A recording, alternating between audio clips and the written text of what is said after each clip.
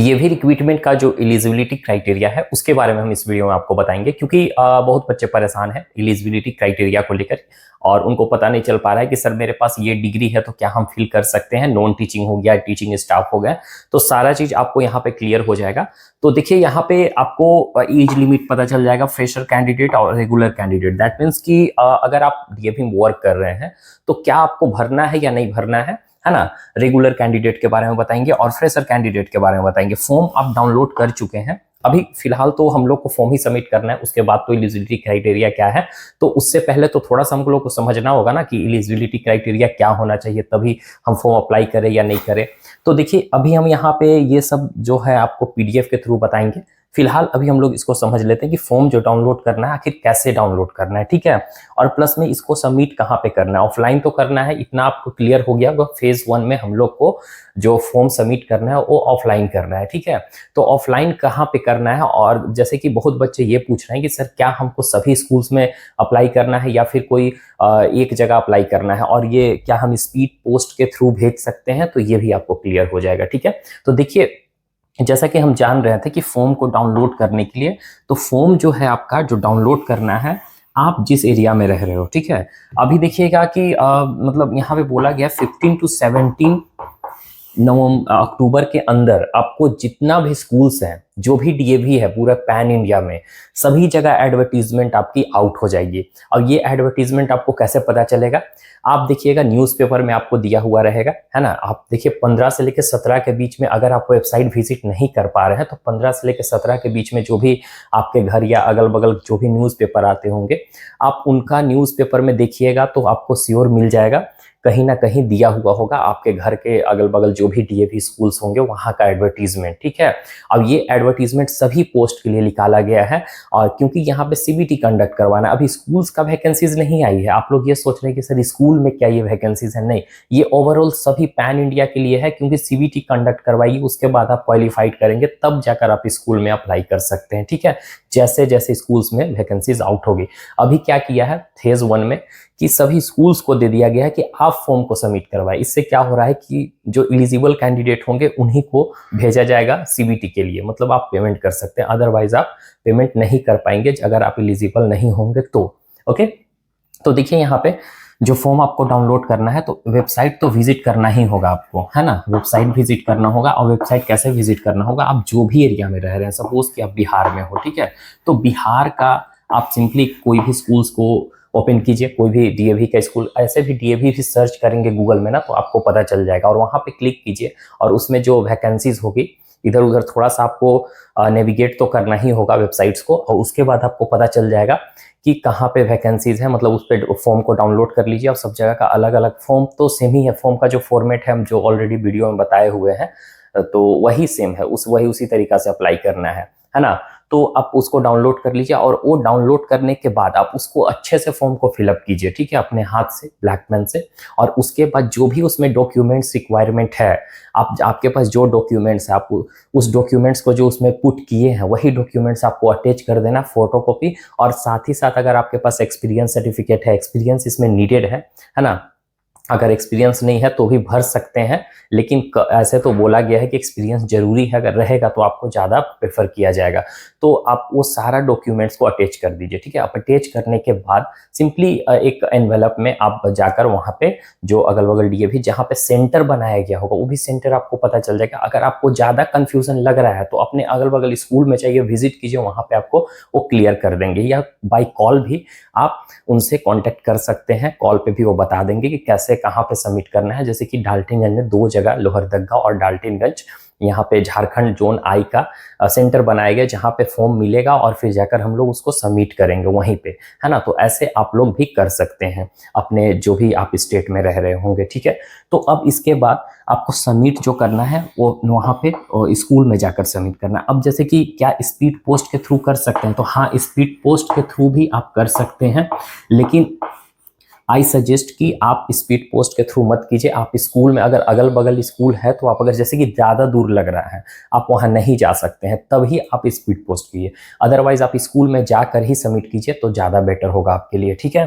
अब उसके बाद स्पीड पोस्ट कर सकते हैं और स्कूल में सबमिट कर सकते हैं। तो स्कूल में जहाँ पे जो भी मतलब बनाया गया होगा सेंटर फॉर्म को एक्सेप्ट करने के लिए, आप वहाँ पे जाइए, वहाँ पे ये सबमिट हो जाएगा। अब सबमिट करने के बाद का आगे का जो प्रोसेस होगा उन लोग पे है, ठीक है। आपका जो काम था यहाँ पे खत्म हो गया। अब उसके बाद आपका 20 नवंबर के बाद आपका स्टार्ट होगा, जब रजिस्ट्रेशन स्टार्ट होगी सीबीटी के लिए, तब आप उसको इन्फॉर्म करेंगे, वो आपका बाय कॉल इन्फॉर्म करेंगे या तो थ्रू द ईमेल। इसके जरिए आपको इन्फॉर्म कर दिया जाएगा कि आप एलिजिबल है, आप जाकर पेमेंट कर दीजिए सीबीटी के लिए, जो भी 300 चार्जेस होंगे उसके लिए, ठीक है। और इसका जो डेट है आपका 15 टू 5 नवंबर तक आप मतलब ये एडवर्टीजमेंट जो है फॉर्म को सबमिट कर सकते हैं जाकर स्कूल में, ठीक है। इससे पहले आप फॉर्म को सबमिट कर दीजिएगा। अगर थोड़ा बहुत कन्फ्यूजन लग रहा है तो 1-2 दिन वेट कर लीजिए। उसके बाद और जो भी जहाँ पे भी वैकेंसीज किसी के स्टेट में नहीं आई है तो आप वेट कर लीजिए। आज और कल भर आपको सिंपली क्या हो जाएगा, आ जाएगा आउट। उसके बाद आप फॉर्म को सबमिट कर दीजिएगा, ठीक है। तो अब चलते हैं, हम लोग देखते हैं सारे ये सब के बारे में समझते हैं कि फ्रेशर कैंडिडेट और जो रेगुलर कैंडिडेट है उनके लिए क्या क्राइटेरिया है, ठीक है। तो हम पीडीएफ के थ्रू आपको समझाते हैं। एलिजिबिलिटी क्राइटेरिया के बारे में समझते हैं सीबीटी एग्जाम का, है ना। तो ग्रेजुएट और पोस्ट ग्रेजुएट में आपका अगर पोस्ट ग्रेजुएशन है या ग्रेजुएशन है तो आपका 50% मार्क्स मिनिमम होना चाहिए, सारा कुछ मतलब ओवरऑल। और कंप्यूटर नॉलेज है तो अच्छी बात है, नहीं है तो भी अप्लाई कर सकते हैं, लेकिन है तो ज़्यादा बेटर होगा। अगर किसी तरह कोई सर्टिफिकेट है तो आप लगा दीजिएगा। और एक कैंडिडेट एक ही पोस्ट के लिए अप्लाई करेंगे, ठीक है। इसमें देखिए बहुत सारा पॉइंट्स हैं, मेन पॉइंट्स को ही समझाएंगे, सारा पॉइंट्स को नहीं समझाएंगे, डोंट वरी, लेकिन वीडियो को वॉच कीजिएगा ताकि आपको सारा क्लियर हो जाए। अब इसमें आप पीआरटी के लिए अप्लाई कर रहे हैं और टीजीटी के लिए अप्लाई कर रहे हैं, दोनों के लिए आप अप्लाई करें तो ऐसा मत करिएगा। सिर्फ पीआरटी का करना चाहते हो पीआरटी कीजिए, टीजीटी करना चाहते हो सिर्फ टीजीटी, जो भी आपका सब्जेक्ट है। और बीएड जो है ना सभी पोस्ट के लिए मैंडेटरी है, सभी पोस्ट के लिए यहाँ पे लिखा गया है। लेकिन ये हम यहाँ पे ये सही नहीं है, क्योंकि सभी पोस्ट दैट मीन्स कि जो पीआरटी में भरना चाहते हो उनके लिए तो बीएड वाले के लिए तो ये एलिजिबल नहीं होता है पीआरटी, जैसा सुप्रीम कोर्ट का ऑर्डर था। तो उसके हिसाब से यहाँ पे जो डीएलएड वाले कैंडिडेट हैं वो सिर्फ और सिर्फ आप लोग पीआरटी में भरेंगे, ठीक है। और जो एनटीटी नर्सरी टीचर जो है ओनली फीमेल कैंडिडेट के लिए है, ठीक है। और ये 2 ईयर का डिप्लोमा होता है एनटीटी का, जो कि आर्ट्स म्यूजिक है ना, तो कोर्स होना चाहिए तो आप अप्लाई कर सकते हैं। नर्सरी टीचर ट्रेनिंग का कोर्स होता है, वो आप किए होंगे तो आप इसमें अप्लाई कर सकते हैं। ओके, अब उसके बाद फिर यहाँ पे लिखा गया है कि सॉरी, यहाँ पे जो है ना रिकॉग्नाइज यूनिवर्सिटी इंस्टीट्यूट से, मतलब नर्सरी टीचर ट्रेनिंग का जो कोर्स होता है ना वो आप किए होंगे तो आप इसमें नर्सरी टीचर वाले में सिर्फ फीमेल कैंडिडेट के लिए है। अब रही बात बीपीएड हो गया, एमपीएड हो गया, ये फिजिकल एजुकेशन के लिए होता है। अगर आप बीपीएड है या एमपीएड है तो दोनों में से कोई भी है, अगर बीपीएड भी है तो आप फिजिकल एजुकेशन टीचर के लिए अप्लाई कर सकते हैं। अगर किन्हीं का डिग्री इन फाइन आर्ट में हो गया, आर्ट या म्यूजिक, ये सब में भी आप अप्लाई करना चाहते हैं, आर्ट म्यूजिक सारा चीज़ का वैकेंसीज है, आप अप्लाई कर सकते हैं। प्लस में लाइब्रेरियन, जो ये एक्चुअल में नॉन टीचिंग स्टाफ हो गए हमारे, है ना। तो नॉन टीचिंग स्टाफ का जैसे बीए लाइब्रेरी से होना चाहिए, एमए लाइब्रेरी से होना चाहिए, तो आप अप्लाई कर दीजिए, ठीक है। अगर एमए है तो आप, या एमए या बीए लाइब्रेरी से है तो भी आप अप्लाई कर सकते हैं, ठीक। इसमें एक ही पोस्ट होता है। देखिए यहाँ पे सीटेट और एस्टेट, कोई भी आपका पास स्टेट होगा, कोई भी टेट का सर्टिफिकेट होगा या सीटेट होगा तो आप यहाँ पे कर दीजिएगा। और जो पीजीटी वाले कैंडिडेट हैं उनके लिए सीटेट की ज़रूरत नहीं है, सिर्फ टीजीटी पीजीटी। और यहाँ नर्सरी टीचर ट्रेनिंग वाले कैंडिडेट के लिए भी अगर सीटेट नहीं होगा तो आप कोई दिक्कत नहीं है, आप अप्लाई कर दीजिएगा, आपको उतना ये नहीं देखे।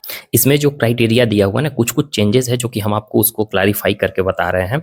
और जो यहाँ पे पीजीटी कैंडिडेट्स हैं उनके पास मिनिमम 3 से 5 साल टीचिंग एक्सपीरियंस होना चाहिए सीनियर सेकेंडरी क्लासेस में। मतलब आप पीजीटी के लिए अप्लाई कर रहे होंगे तो पीजीटी का मतलब 3 से 5 साल का आपका टीचिंग एक्सपीरियंस होना चाहिए, तभी जाकर आपको कंसीडर करें। क्योंकि ऐसे बहुत सारे कैंडिडेट होते हैं जो कि जिनके पास एक्सपीरियंस होता है तो पहले एक्सपीरियंस वाला को ही रखेंगे। तो आप देख लीजिएगा, अगर आप फ्रेशर भी हैं तो भी अप्लाई कर दीजिएगा अगर आपके पास नॉलेज है अच्छा खासा।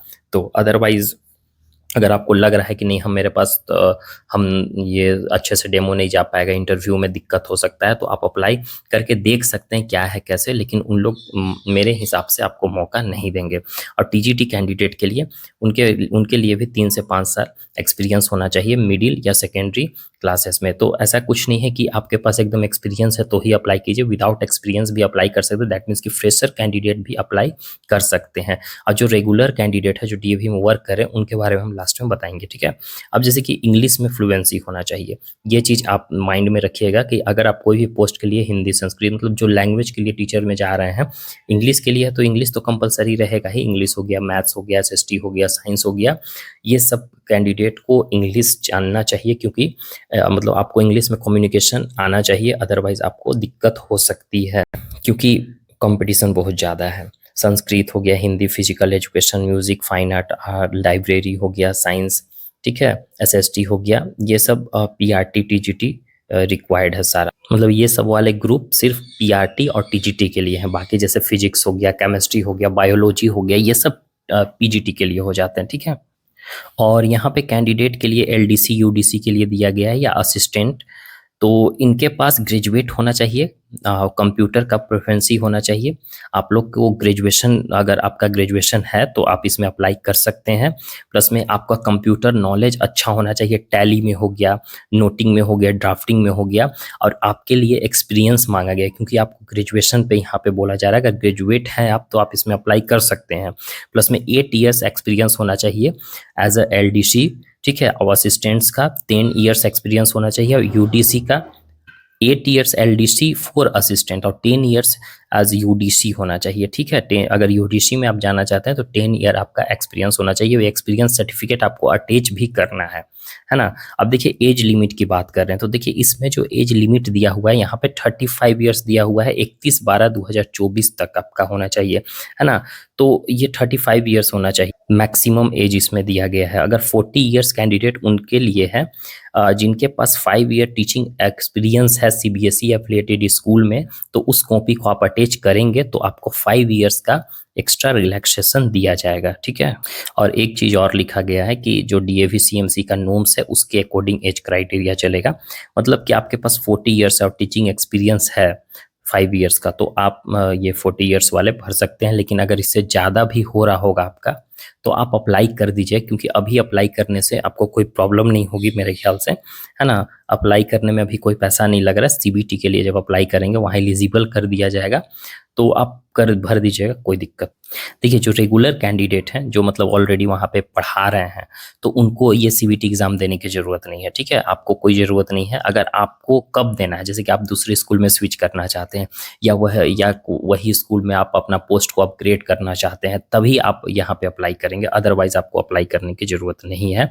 जो फ्रेशर कैंडिडेट है वो अप्लाई करिए। और जो नॉन सीबीटी है, एडॉक बेसिस पे है, टेम्प्रोरी बेसिस पे है, गेस्ट टीचर पे, फैकल्टी पे, तो ये सीबीटी 2025 में आप अप्लाई करेंगे, ठीक है।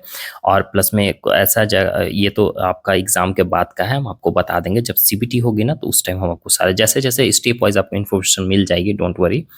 और एक बार देखिए यहाँ पे पीआरटी के लिए आप सिंपली डीएलएड अगर किए होंगे, ठीक है, डीएलएड प्लस ग्रेजुएशन, तो ग्रेजुएशन एटलीस्ट होना चाहिए। 12th प्लस ग्रेजुएशन पे मेरे हिसाब से आपको प्रेफरेंस ज़्यादा नहीं देंगे, क्योंकि ऐसे बहुत सारे कैंडिडेट होंगे जो कि जिनका ग्रेजुएशन बीएड वगैरह, डीएलएड बीएड सब होगा, तो उनको ज़्यादा प्रेफरेंस देगा और टीचिंग एक्सपीरियंस भी होगा, है ना। अगर होगा तो हम ये नहीं कर रहे हैं कि आप नहीं भरिएगा, भर दीजिए, क्योंकि आप एलिजिबल है। यहाँ पे बोला गया है कि जो केवीएस का नॉर्म्स है, ठीक है, एनवीएस का नॉर्म्स है, उसके अकॉर्डिंग चलते हैं, तो उसके अकॉर्डिंग ये हम लोग सब एलिजिबल हैं, डीएलएड प्लस 12th। और जो टीजीटी के लिए अप्लाई करना चाहते हैं तो टीजीटी वाले कैंडिडेट आप जान रहे हैं बीएड प्लस आपका ग्रेजुएशन होना चाहिए जिस भी सब्जेक्ट से अप्लाई करना चाहिए। अब देखिए आपका जो ग्रेजुएशन में जो सब्जेक्ट है ना, जैसे कि आपका ग्रेजुएशन मैथ्स ऑनर्स होगा, जो ऑनर्स होगा उसके अकॉर्डिंग ही आपको फिल करना है।